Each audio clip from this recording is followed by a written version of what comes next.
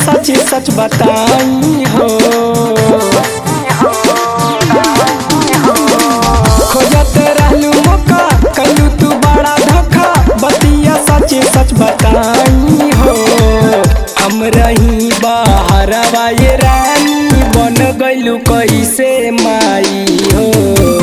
हम रही बाहरवा ये रानी बन गइलू कैसे माई हो।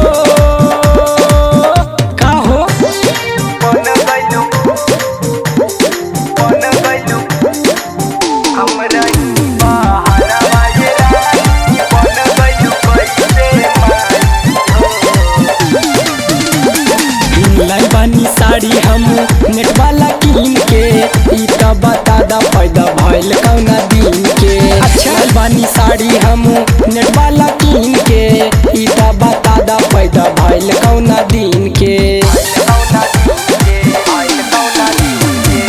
लाल बानी साड़ी हम नेट वाला कीन के, ई त बता दा फायदा भइल कौना दिन के। लाल बानी साड़ी हम नेट वाला कीन के, ई त बता दा फायदा भइल कौना दिन के। हमरा के सच सच जदी बताइबू तो होके दिल घुमाइबो। हम रही बाहरवा ये रानी बन गइलू कैसे माई हो। हम रही बाहरवा ये रानी बन गइलू कैसे माई हो। कैसे बन गइलू माई हो।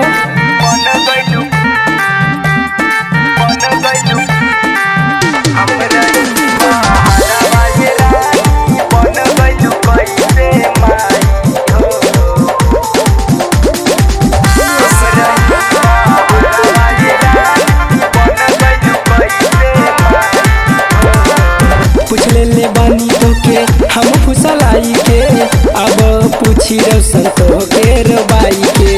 नाच ले बानी तो के हम फुसलाई के, अब पूछी रोशन तो के रबाई के।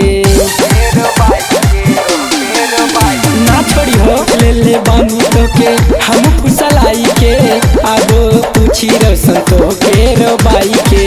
कुछ ले बानी तो के हम फुसलाई के, अब पूछी रोशन तो के रबाई के। मिथुन चौहान जुटी तोरा से नाता टूटी, मारब तो होके दगाई के। हम रही बाहरवा ये रानी बन गइलू कैसे माई हो। हम रही बाहरवा ये रानी बन गइलू कैसे माई हो।